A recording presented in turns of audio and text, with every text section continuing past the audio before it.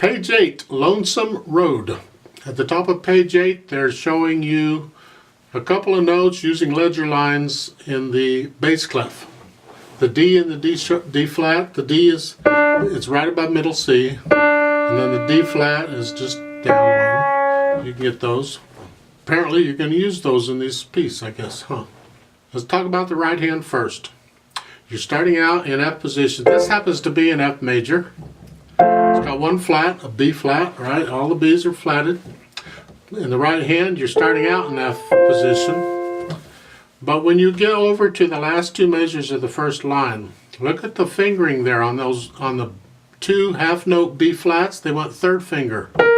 So you're been here, now you just move up to third finger. This helps to accommodate the D flat in the last measure. But look out, because in the first measure of the second line, they want the little finger on the C. So you got to bring your hand in a little bit. You get the same thing on the third line down. And then on the last line, take a look at the last three measures. You're here for the G, that dotted half note, and then a thumb on the D. And I recommend either a 2 or a 3, it doesn't matter. Because you're done, whatever's comfortable for you. Because that F is tied, so the 4 beats for the whole note is tied to the 3 beats for the dotted half note, so you can hold it down for 7 beats, though, the note. You just keep it. While the left hand does its thing, you're holding the right hand down. And at the end, then, of course, all the fingers and everything come up at the same time. Whatever everything is, I'm not sure. In the left hand, you're starting out in F position, playing an F chord, one note at a time. Right. Then look at the last two measures of the first line. You have like a 4 chord. Have we had 4 chords yet? Anyway, it's an F, B flat, 1. That's that D we talked about. And then the last measure, it's D flat. Okay, and then you're back. You get that 2 lines later. No big deal, I hope. Melodies in the right hand, 4/4 time. It's got a pickup note, a pickup beat, so I'll give us 3 counts. Let's try this together and see how we do. Slowly, okay? I want you to hear the notes, the melodies in the right hand, so play that a little louder than the left. So here we go, and the phrasing, don't forget the phrasing, a little silence between each phrase. Just lift up the hand and put it back down at the beginning of the next phrase, all right? 1, ready, go.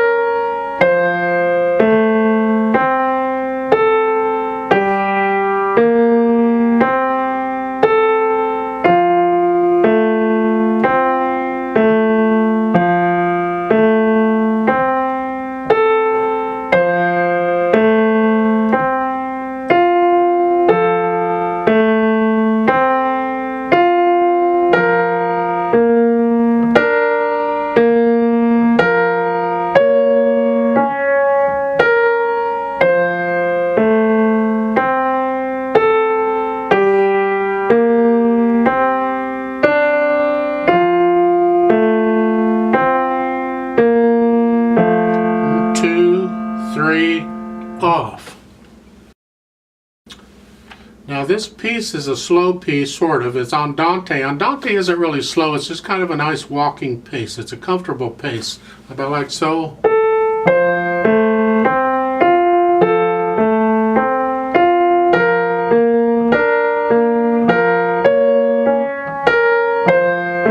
Something like that.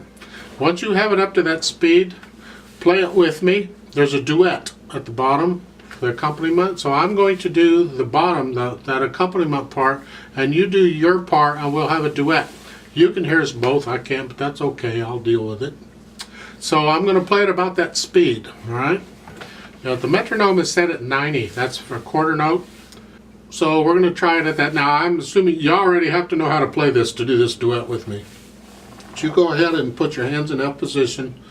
and I will give you 3 counts and you start. Now the first note, the pickup note, you get by yourself. I don't play anything until you play the C, the dotted half note C, you know, the first full measure. When you play that, that's when I start playing. So here we go. You put your hands there and we're off and going.